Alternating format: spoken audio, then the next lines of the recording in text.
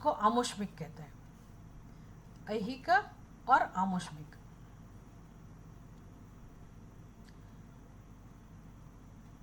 अनात्म पदार्थ, आत्मा के सिवा कहीं भी जाओ आत्मा तो होगा ही, आत्मा स्वरूप तो रहेगा ही, इसके बिना किसी लोक की कल्पना भी नहीं की जा सकती। इसलिए स्वर्ग की कल्पना करो, पाताल की कल्पना करो, या 14 लोक की बातें करें, आज के ज़माने में इसको जिस नाम से पहचाना जाता हो, अंतरिक्ष में कोई लोक हो, 7 ऊपर के लोग जो हमें शास्त्र में सुनने में आता है, नीचे के 7 लोग जिसको पाताल तक, जिसका अनुमान किया जा सकता है,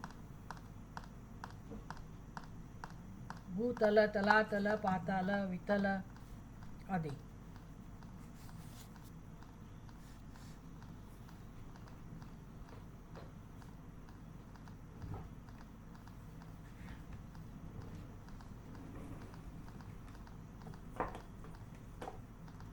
और ऊपर की तरफ भूः भुवः सुवः महः जनः तपः सत्यम, ऐसे 7 लोग। नीचे की तरफ के 7 लोग या ऊपर की तरफ जिसका अनुमान किया जाता है वो 7 लोग।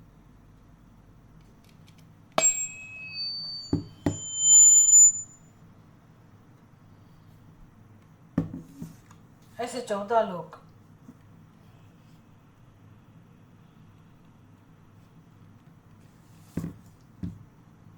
उसको ऐहिक और आमुष्मिक। यहाँ पृथ्वीलोक की बात करें तो यहाँ जो अनात्म पदार्थ है, मात्र अनात्म पदार्थ की गिनती करनी है, और बाकी के पाताल लोक कहो या स्वर्ग आदि कहो, वहाँ रहे अनात्म पदार्थ। उसका जो ज्ञान होता है उसको अपराविद्या में उसका समावेश किया जाता है,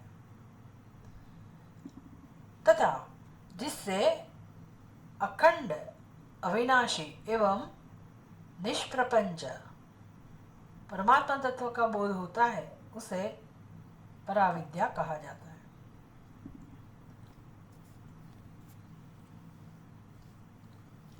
पराविद्या किसको कहा? जिससे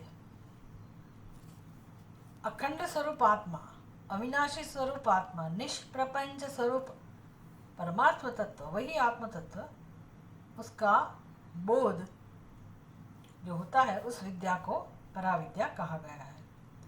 सारा संसार मतलब ऐहिक और आमुष्मिक, पृथ्वीलोक, कोई भी लोग आत्मा के अलावा जो भी है उसको संसार कहते हैं। सारा संसार अपराविद्या का विषय है, तथा संसारी पुरुषों की प्रवृत्ति भी उसी की ओर है। संसार में इसका समावेश होता है, सारा संसार, उसके अंदर क्या क्या आता है? पदार्थ भी आते हैं, मनुष्य का अज्ञान भी जो संस्कार का कारण है, और अज्ञान के कारण जो प्रवृत्तियां हैं वो भी संसार के अंदर आ गई। संसारी पुरुषों की प्रवृत्ति भी उसी की ओर है, मतलब अनात्मा की ओर ही है।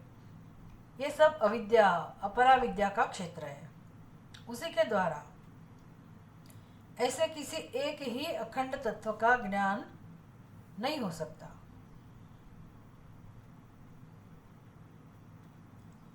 जो संपूर्ण ज्ञानों का अधिष्ठान हो, क्योंकि उसके विषय भूत जितने पदार्थ है वे सब के सब परिच्छिन्न नहीं है।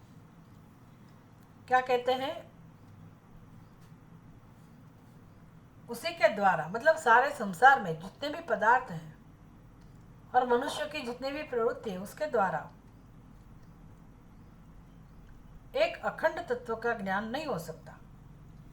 मतलब संसार तो कितना बड़ा है, इसका तो हम अनुमान भी नहीं कर सकते, लेकिन इतना बड़ा विश्व, ब्रह्मांड, सारा ब्रह्मांड, उसका ज्ञान भी आत्मज्ञान की तुलना में अत्यंत तुच्छ है। उससे अखंड तत्व का ज्ञान नहीं हो सकता, क्योंकि ये आत्मा तो अधिष्ठान है, सारे ब्रह्मांड का भी अधिष्ठान है। तो उसका ज्ञान जिसमें जिसमें उसका समावेश नहीं हुआ हो, अखंड तत्व का, तो वो उसको हम अगर उसकी गिनती नहीं करते, अखंड तत्व की, अधिष्ठान स्वरूप आत्मा की,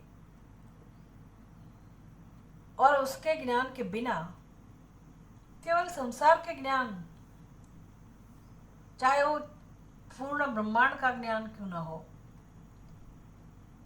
लेकिन वो ज्ञान अधूरा ही है, क्योंकि अखंडता आत्मा का स्वरूप है और विषयभूत जितने पदार्थ हैं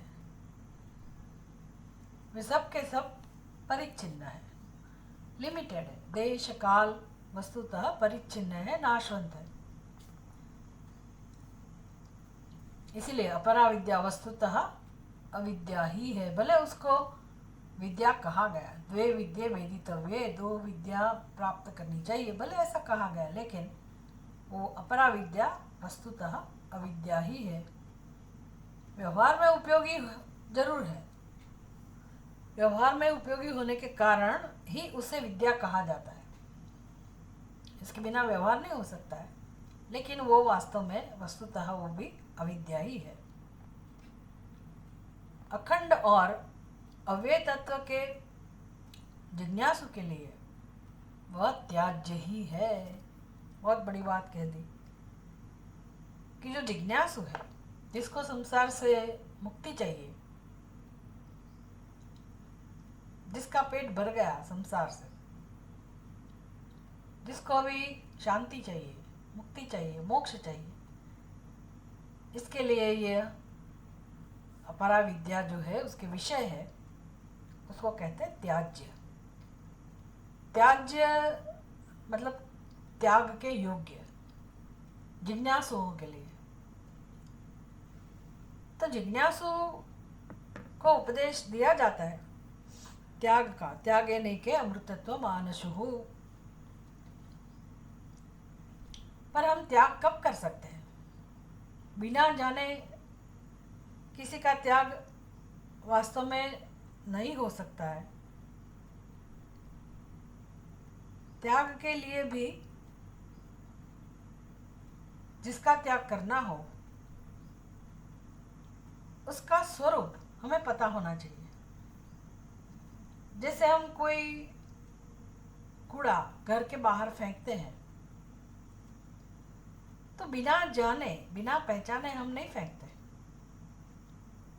कोई काम की चीज़ हम नहीं फेंक देते, और जो फेंकते हैं उसके विषय में एक निश्चय होता है कि ये मेरे लिए आवश्यक नहीं है, या तो किसी के लिए उपयोगी नहीं है, या तो फिर वो मुझे नहीं चाहिए, मेरे लिए कुछ काम की चीज़ नहीं है, इसलिए हम उसको बाहर करते हैं। तो त्याग के लिए भी उस वस्तु का ज्ञान होना चाहिए, तभी उसका त्याग कर सकते हैं हम। एक निश्चय हो जाता है कि इसमें से मुझे कुछ मिलने वाला नहीं है।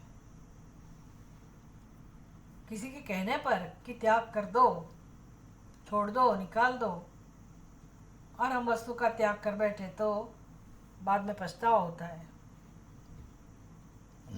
या तो मन के अंदर उसके प्रति आकर्षण बना रहता है। उस त्याग का कोई मतलब नहीं है। तो वास्तव में त्याग कोई बाहरी कर्म का नाम नहीं है, भले वो कर्म के रूप में प्रकट जरूर होता है, अपने आप प्रकट होता है, लेकिन पहले इसका बोध, उसकी समझ हमें होनी चाहिए।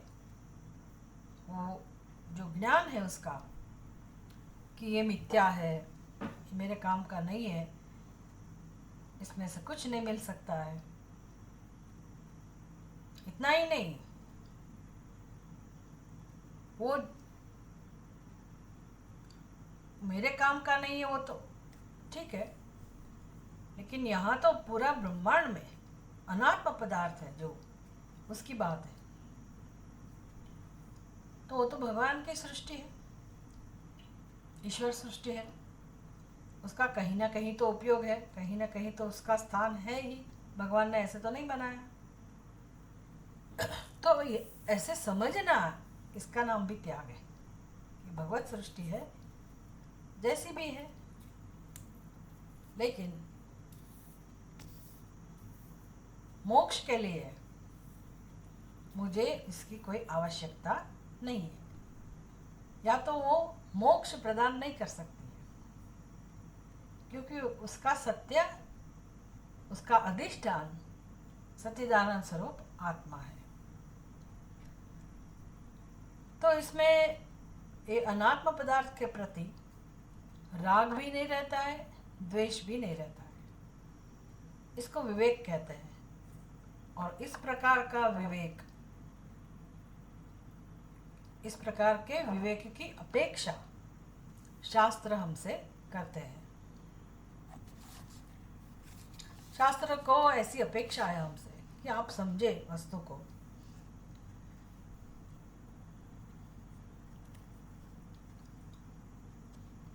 तो उसका जो देशतः कालतः वस्तुतः उसकी परिचिन्नता जो है, वो ज्ञान, उसको अपरा विद्या का ज्ञान कहते हैं। अपरा विद्या जो वास्तव में वस्तुतः अविद्या ही है, व्यवहार में उपयोगी होने के कारण उसे विद्या कहा जाता है, लेकिन जिज्ञासु के लिए इसका इतना महत्व नहीं है। अखंड और अव्यय तत्व के जिज्ञासु के लिए वह त्याज्य ही है। इसलिए आचार्य अंगिरा ने यहाँ उनका उल्लेख किया है।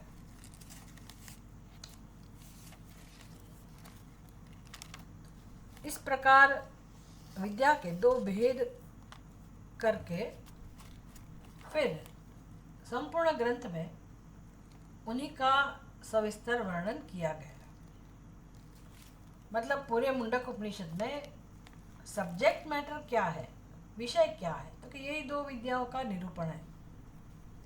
ग्रंथ का पूर्वार्ध प्रधानतया अपरा विद्या का निरूपण करता है और उत्तरार्ध में मुख्यतया पराविद्या और उसकी प्राप्ति के साधनों का विवेचन है। इस उपनिषद की वर्णन शैली उदात्त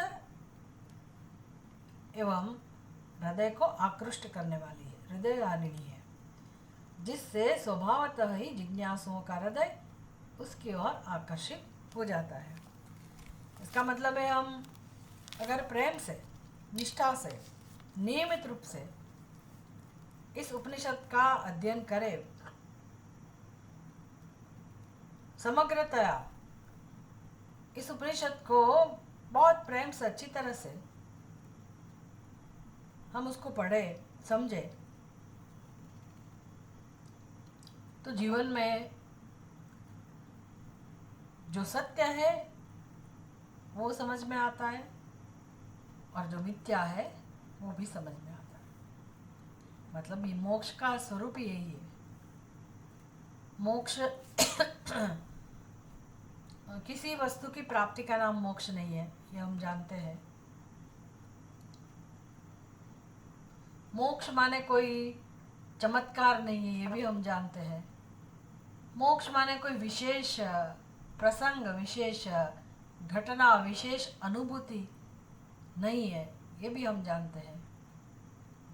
हाँ, ऐसा कह सकते हैं कि शुद्ध अनुभव, आत्मा की अनुभूति, आत्मा की अनुभूति अभी भी है, लेकिन वो शुद्ध रूप में नहीं है, विकृत रूप में है, अशुद्ध रूप में है, क्योंकि अविवेक बुद्धि में है। तो आत्मा की स्पष्ट रूप से अनुभूति, शुद्ध रूप से अनुभूति, मतलब आत्मा को जो स्वरूप है, आत्मा का जैसा स्वरूप है उसी स्वरूप में स्थिति कहो, अनुभूति कहो, तो आत्मा का लक्षण तो एक ही है, सत्यम ज्ञानम अनंतम ब्रह्म, सच्चिद आनंद स्वरूप आत्मा। उसी का नाम ही प्रेम, उसी का नाम ही शांति, उसी का नाम ही स्वतंत्रता, उसी का नाम ही पूर्णता, अखंडता। वही ज्ञान, ज्ञान की अनुभूति कहो, आनंद की अनुभूति कहो, अद्वितीयता की, पूर्णता की, अखंडता की अनुभूति कहो, निश्चिंतता की अनुभूति कहो, पूर्ण संतोष की अनुभूति कहो। आत्मनि एव आत्मना तुष्टः स्थित प्रज्ञस्तदोच्यते। वह शुद्ध अनुभूति आत्मा की, जहाँ कोई अविवेक नहीं है, अज्ञान नहीं है, अध्यारोप नहीं है जिस स्वरूप के ऊपर, ऐसा अपना परम पवित्र स्वरूप जो है, जैसा है, निर्दोष है, उसकी अनुभूति का नाम ही मोक्ष है। तो वो तो स्वरूप तो ऐसा है ही, हमारी बुद्धि में समझ हो, स्पष्ट हो। हम अगर अपने ऐसे आत्मस्वरूप, पवित्र आत्मस्वरूप के ऊपर हम कोई अध्यारोप ना करें, जो अध्यारोप जन्मों जन्मों से हो रहा है, हुआ है, उसको धीरे धीरे हम दूर करें, उसका अपवाद करें। इसी का नाम ही त्याग है, इसका नाम है वैराग्य है। ये ज्ञान से होता है, उसको हम जरूर मोक्ष कह सकते हैं। तो ये मुंडक उपनिषद इतनी सुंदर समझ हमें प्राप्त कराता है, पराविद्या और अपराविद्या। अपराविद्या किसको कहते हैं, उसका निरूपण ये मुख्य विषय है मुंडक उपनिषद का, अपराविद्या और पराविद्या। अपराविद्या का ज्ञान इसलिए आवश्यक है कि हम उसको छोड़ सकें, उसका त्याग हो सके। पराविद्या का ज्ञान इसलिए आवश्यक है कि उसके ऊपर हम अध्यारोप न करें और अपने शुद्ध स्वरूप को हम पहचानें, और उसकी प्राप्ति के जो साधन है उसका निरूपण भी यही उपनिषद में है। उपनिषद का जो प्रचलित क्रम है उसके अनुसार इसका अध्ययन प्रश्नोपनिषद के पश्चात किया जाता है, परंतु प्रस्तुत पुस्तक के मंत्र, ये उपनिषद का जो मंत्र है तीसरे मुंडक में, पहले अध्याय में 5वां मंत्र, उसके भाष्य में भगवान शंकराचार्य जी लिखते हैं, वक्ष्यति च न येष जिह्मम् अमृतम न माया च इति। ये भाष्य का वाक्य है। अर्थात जैसा कि आगे प्रश्नोपनिषद में जिस पुरुषों में अकुटिलता, अमृत और माया नहीं है इत्यादि वाक्य द्वारा कहेंगे भी। ये भाष्यकार ने उधर उल्लेख किया है मुंडक उपनिषद में, भविष्य काल का, वक्ष्यति, आगे कहेंगे। कहाँ कहेंगे? वही प्रश्नोपनिषद में। क्या कहेंगे? न येष जिह्मम् अनृतम न माया च। जिन पुरुषों में अकुटिलता, जिह्मम्, अनृतम, अनृत और माया नहीं है, वो व्यक्ति अधिकारी है। ये सब प्रश्नोपनिषद में वर्णन किया गया है। इत्यादि वाक्य द्वारा कहेंगे भी, मतलब ये बाद में कहा जाएगा। इसका मतलब है प्रश्नोपनिषद पहले नहीं, लेकिन बाद में पढ़ना चाहिए। इस प्रकार प्रश्नोपनिषद के प्रथम प्रश्न के अंतिम मंत्र का भविष्यकालिक उल्लेख करके आचार्य सूचित करते हैं कि पहले मुंडक का अध्ययन करना चाहिए और उसके पश्चात प्रश्न का मतलब प्रश्न उपनिषद का। पहले मुंडक उपनिषद का अध्ययन करना चाहिए, फिर प्रश्न उपनिषद का। क्या बात है।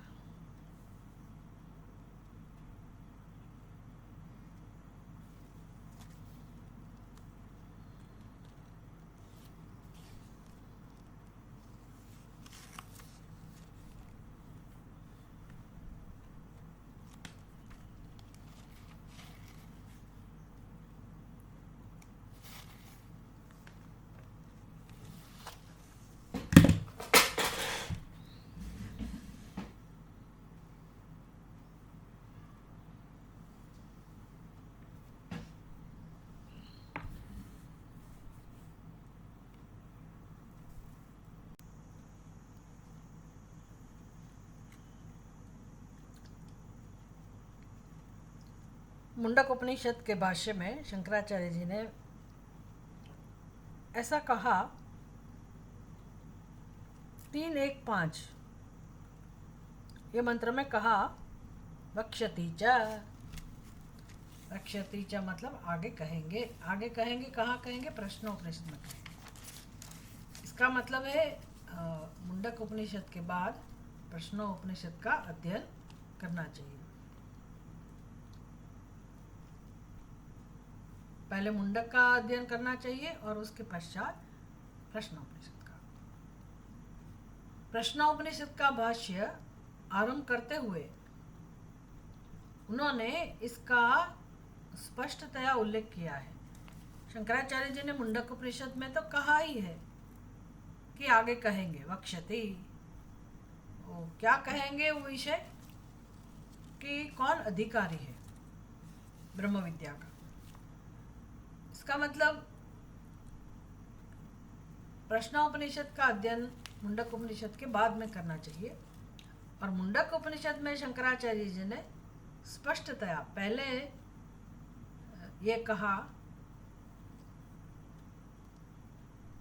उनका प्रश्नोपनिषद का प्रारंभ करते समय ही शंकराचार्य जी ने कहा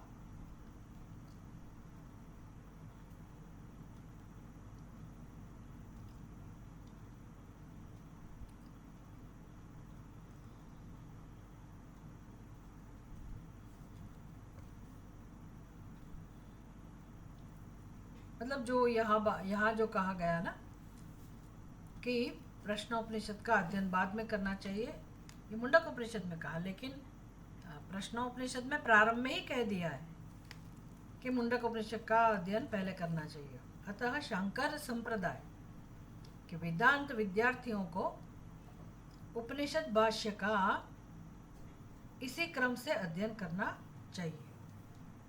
ये जो इसके अनुवादक है, इंट्रोडक्शन जो दे रहे हैं वो उपनिषद की, वो हमें समझा रहे हैं कि वेदांत के विद्यार्थियों को, शंकर संप्रदाय खास करके इसका जो अध्ययन करते हैं, उनको पहले मुंडक उपनिषद का अध्ययन करना चाहिए, बाद में प्रश्नोपनिषद का। भगवान से प्रार्थना करते हैं कि इस ग्रंथ के अनुशीलन द्वारा हमें ऐसी योग्यता प्रदान करें जिससे हम उनके सर्व अधिष्ठान भूत परात्पर स्वरूप का रहस्य हृदयंगम कर सके। इस उपनिषद का प्रारंभ करते समय ये अनुवादक है, निवेदन करने वाले, उन्होंने हमें ये समझाया, मुंडक उपनिषद की भूमिका, परिचय दिया, किस वेद में, वेद के अंतर्गत ये उपनिषद है, अथर्ववेद के मंत्र भाग में। इसमें 3 मुंडक है, एक एक मुंडक के 2 खंड है, 2-2 खंड है। इस प्रकार 6 खंड वाला ये उपनिषद कहाँ से प्रारंभ हुआ? परंपरा, आचार्य परंपरा। मुख्य विषय क्या है? पराविद्या, अपराविद्या। अपराविद्या भी आचार्य समझाते हैं क्योंकि उसका त्याग करना है, और पराविद्या इसका स्वरूप समझना है। पराविद्या की प्राप्ति का साधन जो है उसका भी निरूपण है, वो भी हमें सीखना है। इस प्रकार से पहले मुंडक उपनिषद और बाद में प्रश्नोपनिषद, उसका अध्ययन करना चाहिए, ये भी मार्गदर्शन दिया गया। और अंत में भगवान से प्रार्थना कही गई कि इस ग्रंथ के अनुशीलन के द्वारा, हमारी भी यही प्रार्थना है कि हम भगवान से प्रार्थना करें कि हे भगवान, इस ग्रंथ के, इस उपनिषद के अध्ययन के द्वारा, अध्ययन मतलब अनुशीलन, यह शब्द प्रयोग करते हैं, इस ग्रंथ के अनुशीलन के द्वारा। अध्ययन और अनुशीलन, अनुशीलन मतलब ऐसा नहीं कि हम कहते हैं कि ब्रह्म विद्या का जो उपदेश प्राप्त करते हैं उसका आचरण होना चाहिए, तो वो एक विषय, इस विषय में थोड़ी स्पष्टता कर लेनी चाहिए कि अनुसरण, ब्रह्म ज्ञान का अनुसरण नहीं होता है। हाँ, आप योग विद्या प्राप्त करते हैं, कुछ आसन वगैरह आपने सीखा हो, ध्यान धारणा समाधि, ये सब सीखना हो, ये सब सीखा हो, मार्गदर्शन उसका प्राप्त किया हो, बाद में उसका आचरण आवश्यक है। प्राणायाम सीखा तो उसका आचरण जरूरी है। व्यायाम, एक्सरसाइज सीखी हो, कुछ आसन सीखे हो, तो उसका आचरण जरूरी है। वैल्यूज़ जीवन में, उसका आचरण जरूरी है। अगर आचरण में नहीं है तो उसका कोई मतलब नहीं है। धर्म का भी पहले उसका ज्ञान हो, फिर उसका आचरण हो, तो ये सब आचरण के विषय है। लेकिन ब्रह्म विद्या, उसमें आचरण का प्रश्न नहीं आता है। जो गलत समझ हमारी है, अविवेक है, उसमें से जो व्यवहार प्रकट होता है, वो व्यवहार में बदलाव आता है, परिवर्तन आता है। जैसे जैसे अगर हमारी समझ बदलती है, हम सीखते हैं अच्छी अच्छी बातें, आत्मा के विषय में हम स्पष्टतया समझ प्राप्त करते हैं, हमारा निश्चय बदलता है धीरे धीरे। जिसका महत्व नहीं है उसको हम महत्व न दे, ऐसी हमारी बुद्धि हो, ऐसे विचार हमारे बदले, हमारा विचार का प्रवाह, एक दृष्टि, ये सब धीरे धीरे परिवर्तन आए उसमें, ये महत्वपूर्ण है। क्योंकि ये विचार के स्तर का स्वरूप है। अविचार भी उपाय नहीं है, अयोग्य विचार तो है ही, इसलिए योग्य विचार प्राप्त करके हमें अयोग्य विचार को दूर करना है, निवृत्त करना है, ये होना चाहिए। इसको आचरण कहना है तो कह सकते हो। तो जैसे स्पष्ट समझ आएगी तो बाद में हमारा मूलभूत व्यक्तित्व जो है, जिसको हम देवी संपत्ति कह सकते हैं, जो सदा हमारे अंदर रहती ही है, दया, करुणा, प्रेम, ये अपने आप व्यवहार में प्रकट होगा, अपने आप होगा। अगर हमारी दृष्टि सही हो गई, समझ सही हो गई, तो अकारण कोई द्वेष करेगा नहीं, असत्य का आचरण होगा ही नहीं, आवश्यकता नहीं है। इसलिए तो ब्रह्म विद्या का आचरण कोई कर नहीं सकता है, पर ब्रह्म विद्या का दर्शन अच्छी तरह से, मतलब उसका ज्ञान स्पष्ट समझ आ जाए तो अपने आप व्यवहार बदलता है, परिवर्तन आता है, हम संसारी नहीं रहते।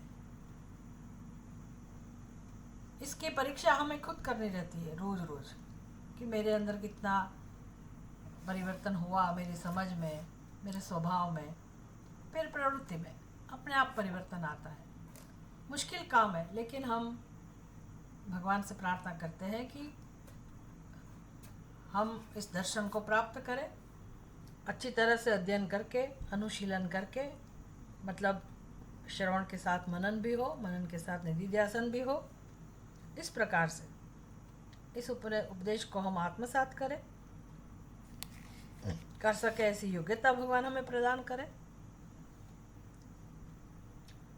और सर्वाधिष्ठान भूत परात्पर ब्रह्म जो है, हम उस विशाल अखंड स्वरूप को हम पहचान सके, अपने इस परम स्वरूप को, पूर्ण स्वरूप को हम समझ सके, उसका स्वीकार कर सके, उसमें निष्ठा प्राप्त कर सके। बस ऐसी प्रार्थना हमारी भगवान से है। कल से हम आगे अध्ययन शुरू करेंगे। ओम पूर्णमदः पूर्णमिदं पूर्णात् पूर्णमुदच्यते पूर्णस्य पूर्णमादाय पूर्णमेवावशिष्यते। ओम शांति शांति शांति। हरि ओम। श्री गुरुभ्यो नमः। हरि ओम।